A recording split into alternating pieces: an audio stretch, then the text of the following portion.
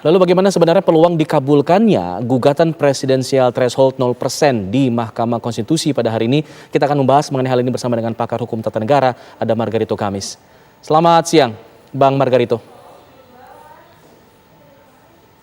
Bang Margarito, bisa mendengar suara saya?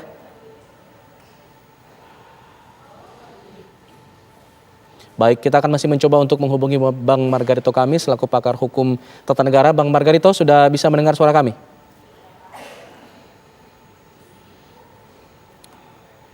Baik, kita akan memperbaiki komunikasi kami dengan Margarito Kamis selaku pakar hukum tata negara untuk membicarakan mengenai presidensial threshold yang tengah digugat di Mahkamah Konstitusi pada hari ini. Memang MK mewacanakan atau mengagendakan ada 8 perkara hari ini yang sedang dibacakan oleh MK mengenai putusannya, dan 7 diantaranya akan membahas mengenai gugatan terhadap presidensial threshold 20% yang digugat menjadi 0%.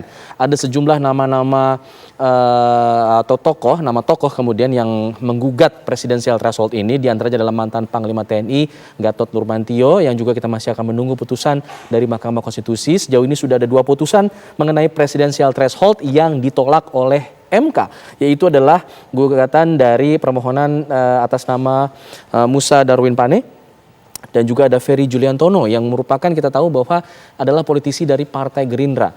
Gugatan mereka atau permohonan mereka mengenai presidensial threshold ini ditolak oleh MK. Kita akan mencoba kembali menghubungi Margarito Kamis selaku pakar hukum tata negara untuk membahas mengenai hal ini. Bang Margarito, sudah bisa mendengar suara saya?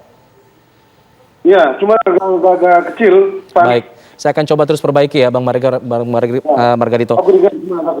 Ya, Bang Margarito, dari 7 perkara yang diputus hari ini, 2 sudah diputus atau ditolak oleh MK.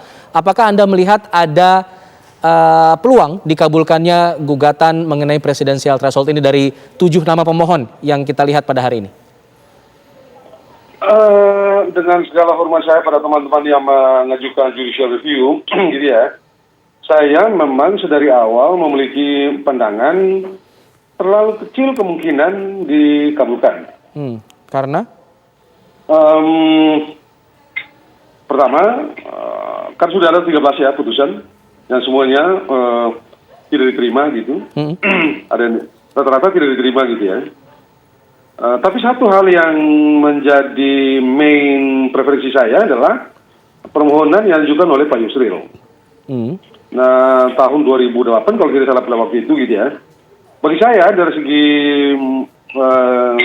keilmuan, permohonan Pak Yusril pada waktu itu saya anggap permohonan yang paling kredibel dari sudut pandang ilmu tata negara gitu ya. Tapi kenyataannya permohonan itu juga tidak diterima. Apa alasan MK ketika itu, Bang? Nah, pada waktu itu Pak Yusril juga dianggap tidak memiliki legal standing.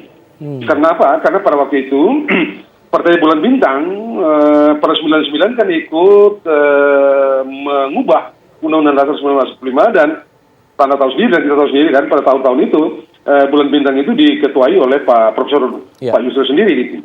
Dan karena itu ya logis permohonan itu tidak diterima karena Pak Yusril Bulan Bintang dianggap tidak memiliki legal standing, dan bagi saya itu normal dan wajar.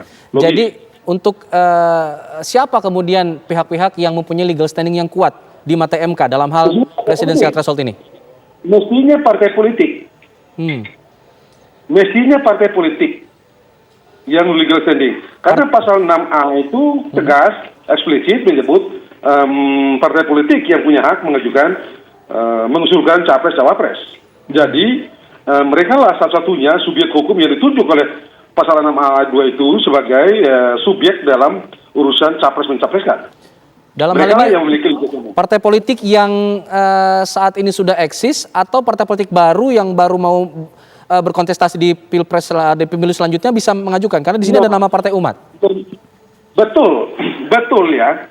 Kalau terlihat seperti selalu Anda menuntut pada Undang-Undang Nomor 1 Tahun 2017, mestinya terlihat seolah-olah mesti partai-partai yang sudah mengikuti pemilu. Tapi saya berpendapat tidak.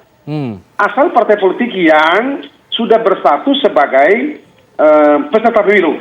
Misalnya dia sudah memiliki badan hukum sebagai sudah diverifikasi oleh Kementerian Hukum dan HAM, dan secara logis memiliki potensi untuk mengikuti pemilu, maka saya berpendapat partai-partai itu memiliki legal standing untuk maju sebagai pihak sebagai subjek di dalam judicial review presidential threshold ini.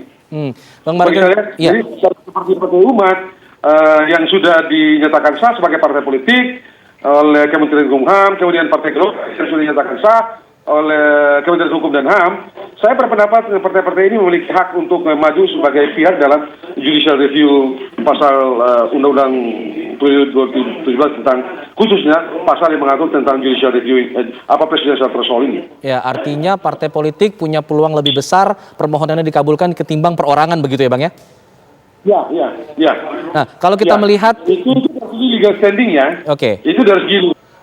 Oke, sebenarnya ada berapa faktor sebenarnya selain legal standing yang kemudian menjadi pertimbangan Majelis Hakim MK di sini untuk menerima sebuah permohonan gugatan presidensial threshold. Nah, ini yang aku amati sejauh ini ya. Satu misalnya, semula kan Mahkamah Konstitusi itu menyodorkan atau menyajikan di atas meja debat kita soal ketentuan ini sebagai suatu legal policy gitu ya. Ya. Nah, saya berpendapat ini yang mesti dirontokkan. Bagaimana mereka sampai pada konklusi bahwa presidential threshold itu merupakan satu legal policy. Ini yang mesti dapat dieksplor secara komprehensif dan fundamental sehingga justifikasinya menjadi bisa dirontokkan gitu.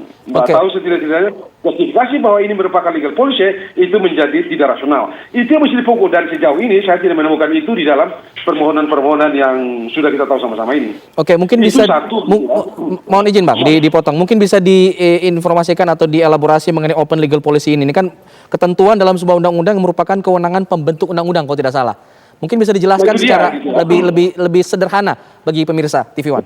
Ya, ini kebijakan karena dianggap seolah-olah di Undang-Undang Dasar tidak diatur dan ada sebuah kepentingan yang dapat disajikan secara real di atas meja bernegara, lalu pembentuk undang-undang mengambil kebijakan membuat norma seperti itu. Oke. Nah, apapun itu tetap saja mesti dicek level dan derajat harmoni atau validitas konstitusionalnya. Suka atau tidak suka begitu dia jadi norma, kan kita mesti ukur takarannya level relevansi validitasnya itu dengan norma konstitusi. Suka atau tidak suka, itu mesti dicek. Dan karena itu, soalnya sekarang adalah, apakah legal policy pasal 22 itu valid ketika ditakar dengan, tidak hanya dengan pasal 6A ayat 2 secara tekstual, tetapi juga dengan seluruh spirit yang ada di dalam pasal 6A ayat 2 itu. Itu yang mesti dibongkar habis oleh para pemohon teman-teman ini. Tidak bisa bermain kalau cuma dua pasangan calon yang disajikan nanti di dalam panggung pemilu, lalu itu menjadi tidak demokratis. Kalau cuma itu argumentasinya, jujur dengan segala hormat saya pada teman-teman itu, saya bilang tidak cukup menukik. Saya berpendapat tidak cukup rasional. Mengapa? Karena kalau Anda mengatakan itu tidak demokratis, Anda akan susah menemukan pembandingnya. Sebab begini, kalau kita bergeser keluar sedikit ya, Anda tahu dan kita semua tahu gitu, berapa sih calon presiden Amerika Serikat itu? Kita menemukan yang terbanyak itu 1912. Ada 4 kandidat. Setelah itu 23, 20. Dan itu satu. Yang kedua, sekalipun selalu ada lebih dari 2. Tidak pernah itu di Amerika Serikat misalnya, yang muncul sebagai pemenang di dalam kontestasi itu adalah orang-orang yang dari partai non konvensional yang saya sebutkan adalah Republik dan Demokrat. Selalu begitu dari 1791 sampai dengan kemarin, selalu 2, kalau tidak Demokrat Republik, kalau tidak Demokrat Republik, tidak Republik Demokrat, gitu doang. Bull mouse yang dipakai oleh Teddy Roosevelt pada tahun 1912, laut itu ke pinggir jalan semua. Elliot, ketua Partai Komunis, maju pada 1912, minggir juga. Out juga, Ross Perot dengan partai barunya, dengan partai independen di masa Reagan, minggir juga. Jadi, apakah kenyataan itu kita mau kesampingkan bahwa Amerika tidak demokratik? Karena calon yang dominan selalu cuma 2. Atau yang mendominasi sistem politik dan sistem hukum di Amerika Serikat itu cuma 2 partai, Republik dan Demokrat, lalu kita mengatakan bahwa mereka tidak demokratik. Sejauh ini saya rasa kita tidak memiliki argumentasi yang cukup untuk mengkualifikasi mereka sebagai undemocratic state. Nah, karena itu saya berpendapat bahwa kalau Anda cuma mengatakan bahwa hanya akan ada 2 calon dan itu kita menjadi tidak demokratik, bagi saya tidak cukup. Tidak cukup hanya mengatakan argumentasi tidak demokratis karena 2 calon saja begitu ya. Oke. Gitu loh. Oke. Iya, bisa ditangkap poinnya Bang Margarito. Kalau memang tadi Bang Margarito berpendapat bahwa untuk permohonan atau permohonan gugatan pada hari ini kemungkinan besar akan ditolak semuanya, ada kemudian yang kemarin kita lihat 6 parpol non parlemen ya Bang, yang kemudian berkonsolidasi berencana ingin untuk menggugat dengan gugatan yang sama. Apakah mereka punya legal standing yang lebih kuat dibandingkan para pemohon pada hari ini? Ya. Tapi itu baru satu hal, bukan satu-satunya hal. Itu baru satu hal, bukan satu-satunya. Sebab apa? Legal standing ada satu hal. Legal standing itu Anda mengatakan bahwa oke, Anda berbicara Anda memiliki kerugian dan Anda kerugian itu menjadi baseline untuk lahir right to GR. Oke. Hanya itu. Belum Anda bicara GR, argumentasi itu diterima atau tidak, menang atau tidak, pasal 222 itu konstitusional atau tidak, itu belum. Itu belum. Anda berbicara mengenai right to come to Mahkamah Agung, Mahkamah Konstitusi gitu ya. Baru itu, belum di luar itu. Apakah pasal 222 itu, 222 itu konstitusional atau tidak, sama sekali tidak ada hubungan dengan Anda punya legal standing atau tidak. Itu sangat tergantung pada kedalaman, komprehensivitas dari argumentasi untuk membantahnya. Oke, kalau Anda terakhir ya Bang, kalau Anda silakan. Saya dengar beberapa partai sudah maju gitu ya, non parlemen sekarang yang baru-baru akan gitu. Tapi saya belum menemukan permohonan mereka dan saya belum dapat menilai seberapa dalam, seberapa bagus dan atau lain-lain dari permohonan-permohonan itu. Oke, Bang Margarito, kalau Anda diminta memberikan pendapat soal argumentasi apa yang cocok atau tepat atau kuat untuk bisa diterima di MK, argumentasi apa yang menurut Anda ini? Satu, Anda suka atau tidak suka, senang atau tidak senang, ada bagian tertentu dari pandangan yang sejauh ini dipakai oleh Mahkamah Konstitusi itu reasonable. Apa pandangan itu? Presidential threshold adalah satu instrumen untuk menciptakan presidential yang efektif. Di titik itu saya dapat terima. Tapi masalahnya adalah apakah itu satu-satunya cara? Nah, itu yang mesti ditampilkan oleh teman-teman ini. Kita betul menghendaki presidential system yang efektif, yang stabil pemerintah, tetapi cara mencapainya tidak selalu dengan menggunakan presidential threshold.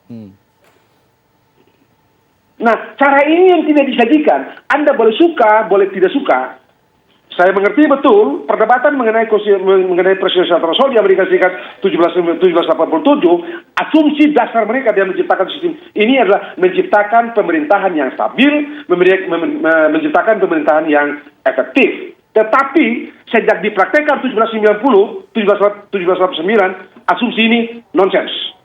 Dalam kenyataannya, efektivitas pemerintahan tergantung pada kaki politik presiden di parlemen. Suka atau tidak suka, senang atau tidak senang. Itulah kenyataan. Anda boleh tracing dari 1789 sampai dengan hari ini Amerika Serikat. Baik. Nah, ini yang mesti kita sajikan di meja teman-teman hakim ini. Agar mereka memiliki pandangan. Karena tidak bisa tidak. Keperluan untuk menciptakan pemerintahan yang stabil itu fundamental. Untuk bangsa, bukan kelompok. Nah, dan sebegini jauh mereka menemukan cara untuk mencapai itu adalah dengan melegalkan presidential threshold. Nah, kalau kita ingin pukul ini, kita sajikan dong. Menurut saya, kita mesti sajikan instrumen untuk mencapai itu. Dan itu yang tidak ditemukan. Selama ini belum sebegini ada. Jauh. Baik. Ya, sebegini jauh tidak ditemukan itu. Yang saya temukan sih sebenarnya, ya ini main politik begitu ya. Sejauh itu dan bagi saya itu hak orang. Tapi menurut saya harusnya mereka sajikan itu. Baik. Anda suka atau tidak suka, senang atau tidak senang, kita perlukan pemerintahan yang stabil. Kita perlukan pemerintahan yang efektif. Dan sebegini jauh mereka meyakini bahwa pemerintahan yang efektif itu hanya bisa dicapai dengan satu diantaranya presidential threshold. Baik. Nah, kalau kita mau pukul ini, kita sajikan dong, menurut saya, sajikan dong, ini loh kita tidak mesti pakai presidensial threshold, tapi tujuan besar kita dalam berbangsa dan bernegara tercapai. Baik. Itu menurut saya mesti juga. Baik, Bang Margarito, kita sudah tangkap poinnya. Sebaiknya memang disarankan ada penyajian konsep instrumen apa yang kemudian ditawarkan begitu ya untuk bagaimana mengganti persentase yang digunakan sebagai presidensial threshold tadi. Terima kasih Bang Margarito sudah bergabung bersama kami di Kabar Siang. Selamat siang, Bang. Iya, iya.